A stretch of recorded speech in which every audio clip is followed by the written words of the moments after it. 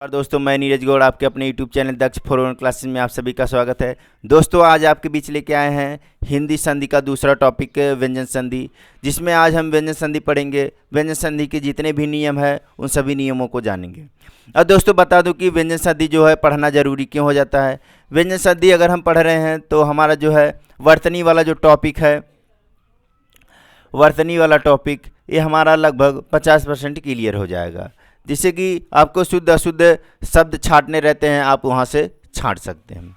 और बता दूं दोस्तों आगे कि व्यंजन संधि आप लोग व्यंजन के बारे में पढ़ चुके होंगे। पिछले वीडियो में हमने बता दिया था कि व्यंजन किसने कहा जाता है, तो जो स्वर की सहायता से बोले जाते हैं उन्हें व्यंजन कहा जाता है। व्यंजन संधि बनते कैसे हैं इसको बताने से पहले दोस्तों बता दूं कि आपने अगर मेरा पहला वीडियो नहीं देखा तो आप मेरा पहला वीडियो इस वीडियो के डिस्क्रिप्शन लिंक में मिल जाएगा, आप वहां से जाकर देख सकते हैं। और यदि आपने मेरा यूट्यूब चैनल दक्ष 4 क्लासेस सब्सक्राइब नहीं किया तो सब्सक्राइब कर ले, जिससे कि कोई भी नोटिफिकेशन हो तो आपके फ़ोन पर पहुंच जाए। चलिए दोस्तों इसको बताते हैं। इसकी परिभाषा पहले देखते हैं, परिभाषा इसकी क्या होती है। इसकी परिभाषा जो होती है, जब क्या होता है कि व्यंजन या स्वर के साथ क्या मिले, व्यंजन मिले, और इसके मिलने से जो परिवर्तन होता है उसी को क्या कहा जाता है, व्यंजन संधि कहा जाता है। यानी जो स्वर या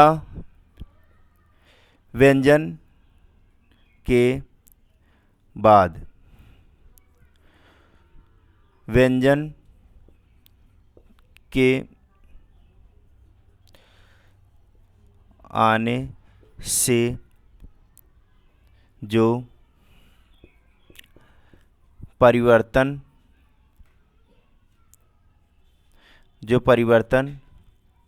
होता है उसे दोस्तों क्या कहा जाता है, उसे व्यंजन संधि कहा जाता है। यानी आप समझ सकते हैं संधि कहते हैं। यानी आप समझ सकते हैं कि यदि क्या होगा, स्वर या व्यंजन के बाद क्या आ जाए, व्यंजन आ जाए, और इसके आने से जो परिवर्तन होता है वही क्या होता है, व्यंजन संधि होता है। अब व्यंजन संधि और कैसे कैसे होता है, इसमें क्या होता है देखिए दोस्तों, या तो पहले क्या आ जाएगा, स्वर आ जाएगा, फिर बाद में क्या आ जाएगा, इधर व्यंजन आ जाएगा। इसके बाद दूसरा जो है इसमें क्या अप्लाई होता है, दूसरा देखिए, दूसरा पॉइंट, एक तरफ क्या आ सकता है, व्यंजन आ सकता है, और दूसरी तरफ क्या आ सकता है, स्वर आ सकता है। तीसरा पॉइंट जो है सबसे महत्वपूर्ण है, एक तरफ क्या आ जाएगा, व्यंजन आ जाएगा, और एक तरफ क्या आ जाएगा, व्यंजन आ जाएगा। यानी एक तरफ व्यंजन, दूसरी तरफ भी व्यंजन, एक तरफ व्यंजन और एक तरफ स्वर, एक तरफ स्वर, एक तरफ व्यंजन। यानी आप इस समझ सकते हैं कि एक तरफ व्यंजन आना एकदम श्योर है, यानी एक तरफ व्यंजन आना ही आना है। अगर व्यंजन आता है एक तरफ तो क्या है, व्यंजन संधि कहलाएगी। अगर नहीं आया तो व्यंजन संधि नहीं, ये बात तो या तो स्वर संधि या तो विसर्ग संधि हो सकती है। तो हम इन सभी को कुछ नियम है इसके, और उन्हीं नियमों को हम देखेंगे, थोड़ा आसान तरीके से समझेंगे, ट्रिक के माध्यम से समझेंगे। चलिए आगे समझ लेते हैं वो सभी नियम जो कि बहुत बड़े बड़े नियम हैं, बहुत ज़्यादा नियम दिए गए हैं, लेकिन दोस्तों हम उसको थोड़ा कम में पढ़ेंगे। और दोस्तों बता दूं कि ये जो नियम है आपको 2-4 नियम एक साथ करके बताएंगे, जिससे कि जितने भी बहुत ज़्यादा नियम दिए गए हैं तो आपको ज़्यादा ना लगे। चलिए उसको देखते हैं कैसे। तो हमने बता दिया व्यंजन जो है क्या है, वर्तनी अगर हमको पढ़ना है तो व्यंजन पढ़ लेना चाहिए, क्योंकि इससे क्या होगा कि हमारा वर्तनी पहचानना आ जाएगा। जैसे दोस्तों एक एग्जांपल ले लेते हैं दिगंबर का।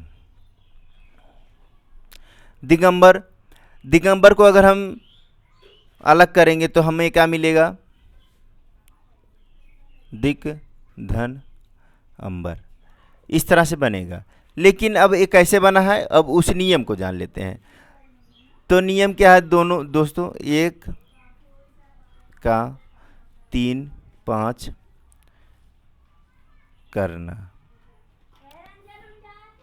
1 का 3 5 करना, ये क्या है, यानी देखिए जो कचटतप आप लोग पढ़े होंगे, यानी क च ट त प, तो ये जो कचटतप है, ये जो कचटतम वर्ग के जो भी जितने भी वर्ण होते हैं उनका जो है चेंजिंग किस में हो जाएगा, अपने ही के तीसरे वाले वर्ण में, यानी अपने के तीसरे वाले वर्ण में। जो का वाली जो लाइन में जितने भी अक्षर आते हैं जैसे क ख ग घ, तो ये जो है किस में चेंज हो जाएगा, अपने के तीसरे में। यानी तीसरे का मतलब यहाँ पर क्या आ जाएगा, गा।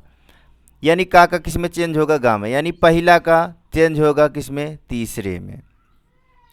और पहले का क्या होगा चेंज, या तो तीसरे में होगा या तो किस में होगा, पांचवें में।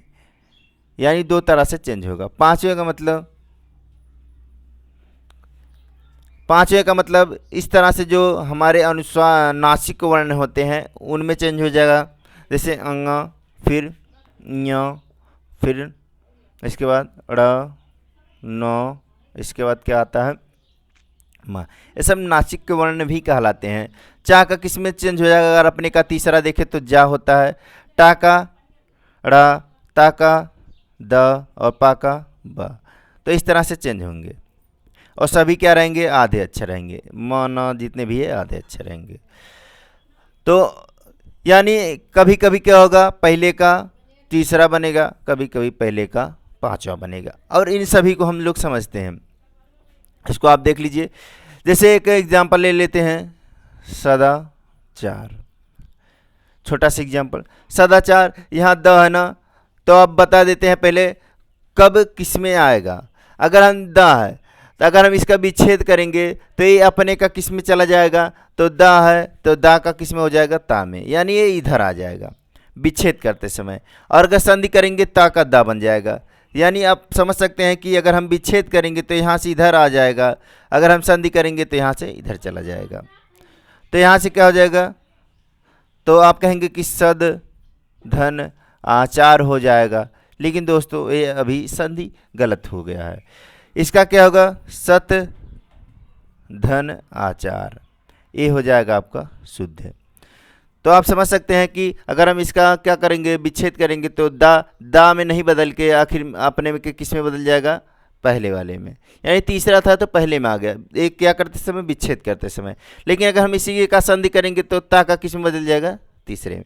यानी इसका जो है संधि करते समय क्या हो जाएगा, तीसरे में, विच्छेद करते समय क्या आ जाएगा, पहले में। तो इस तरह से आप समझ सकते हैं। अब इसको समझने के लिए हम कुछ एग्जाम्पल ले लेते हैं। एग्जाम्पल के माध्यम से ही हम अच्छे तरीके से समझ सकते हैं। जैसे अब्ज हो गया,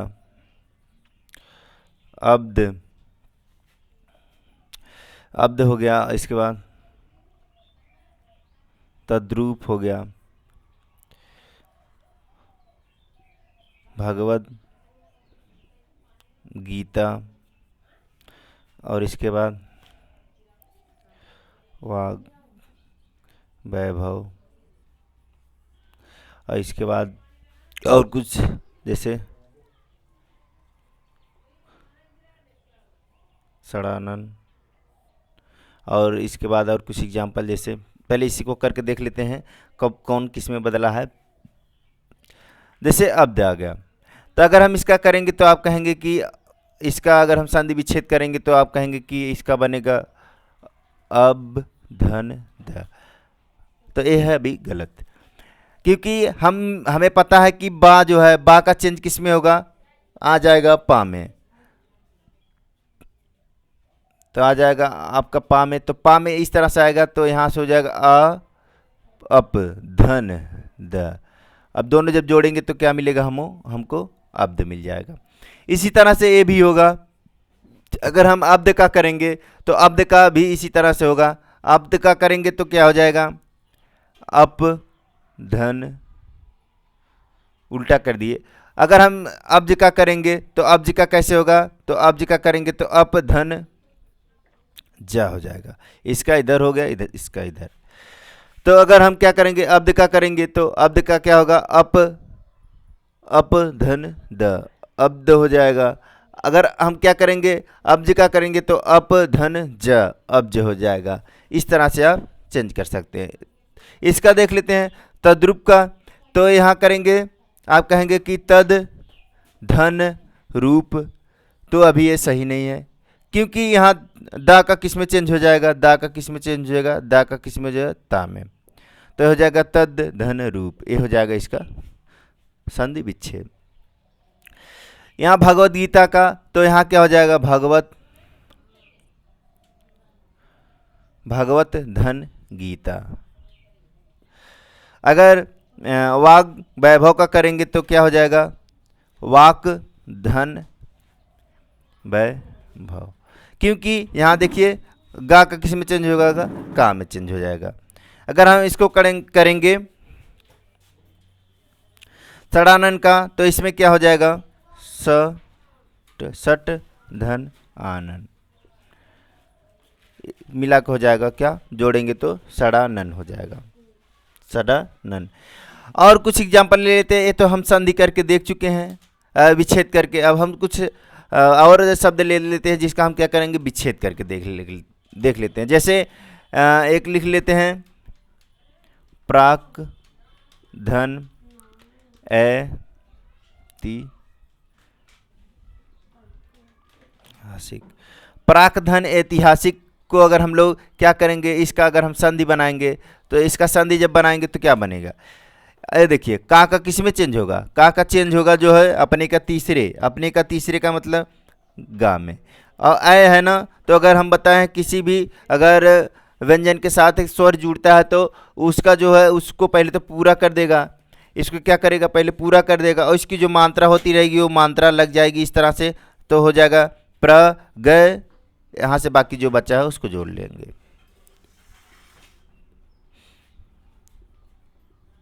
इस तरह से जुड़ के आपका बन जाएगा प्रागैतिहासिक हो जाएगा। तो आप ये क्या सीख रहे हैं, ये संधि बनाना सीख गए। तो संधि इस तरह से बनाएंगे, विच्छेद करना रहेगा तो इस तरह से करेंगे, विच्छेद के लिए ये सब इस तरह से करेंगे। अपने का किस में बदलेंगे, इसमें क्या करेंगे हम लोग, यहाँ से इधर आएंगे, यानी तीसरा रहेगा तो पहला बना देंगे, और जब हम संधि करेंगे तो अगर पहला रहेगा तो किस में चेंज कर देंगे, तीसरे में। तो ये आप 1 का 3 करना जान के अब 1 का 5 कर लेते हैं, यानी जो नियम हमारा है, जो फार्मूला क्या है, 1 का 3 5 करना। अब उसी फार्मूले के तहत हम लोग आगे बढ़ते हैं। जैसे एक ले लेते हैं, दिगा नाग। अगर हम इसको करेंगे तो ये देखिए अंगा है ना, तो क्या बन जाएगा, का में बदल जाएगा, नाग मिलके क्या हो जाएगा, दिगा नाग। तो इस तरह से आप इसको समझ सकते हैं कि अपने का किस में बदला है दोस्तों, अपने का 5वें में बदला है, यानी का किस में बदल गया, 5वें में, यानी पहले का 5वें में। अब यहाँ इधर भी आता रहता है, इधर भी जाता रहता है। अब ये कब जाएगा, ये आएगा तो अभी बता दिए कि जब संधि करेंगे तो 5वें में, और जब विच्छेद करेंगे तो फिर अपने रूप में आ जाएगा काम। और कुछ एग्जाम्पल ले लेते हैं, जैसे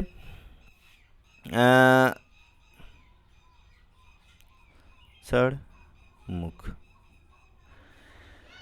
देखिए यहाँ पर क्या आया है, ड़ को अगर हम चेंज करेंगे तो क्या हो जाएगा, ट में, और यहाँ से मुख, यानी सड़ मुख।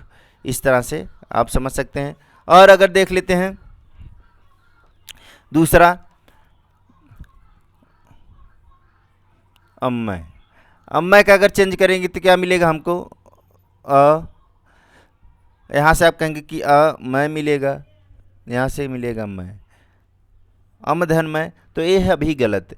माँ है ना, माँ किस में आता है, माँ आपका आता है पा वाली पंक्ति में, तो ये क्या हो जाएगा, माँ का किस में चेंज हो जाएगा, पा में, अप धन मैं, तो क्या हो जाएगा, मैं। तो इस तरह से आप समझ सकते हैं कि 1 का 3 5 हमको कैसे करना है।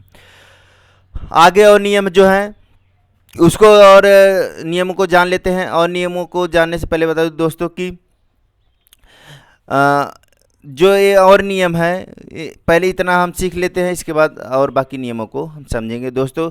इसके बाद आपको दूसरे भाग में बता देंगे कि और बाकी नियम है, एक साथ है हम लोग क्या करेंगे, संधि को अगले भाग में पूरा कंप्लीट करेंगे, और बाकी भी नियम है।